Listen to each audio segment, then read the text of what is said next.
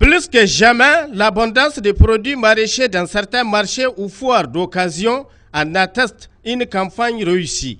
Amadou Ousmane Dibelko est le président de la Fédération des coopératives de maraîchers FCMN NIA. Il y a une abondance et ça va continuer parce que les gens on a mis à disposition assez de semences. Nous avons cette année mis assez de semences à la disposition de nos producteurs sur l'ensemble du territoire. L'État du Niger en a mis à travers le ministère de l'Agriculture, mais aussi à travers l'agence, par exemple, de modernisation des villes. Ça,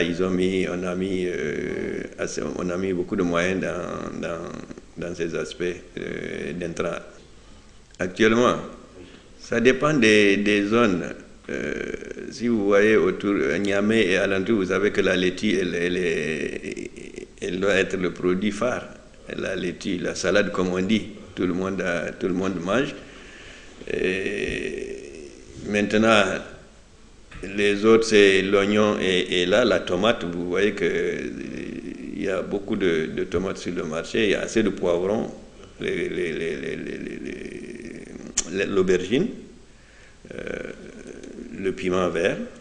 Ça, c'est des produits vraiment en abondance actuellement. Le temps que la pomme de terre sorte, parce que cette année aussi, sur l'ensemble du territoire, les gens connaissent maintenant la culture, ils sont appropriés la culture de la pomme de terre, et donc un peu partout on produit de la pomme de terre.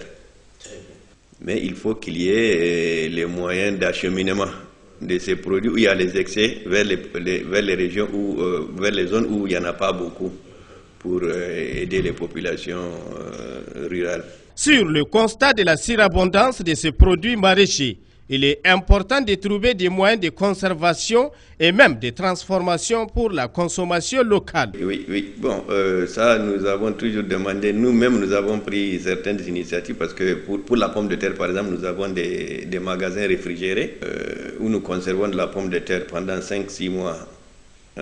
Ça, nous les avons. Nous avons des magasins de conservation de l'oignon à travers des unités de transformation, de conservation, parce que obligatoirement, il faut qu'on aille dans la transformation. Vous savez pourquoi aussi?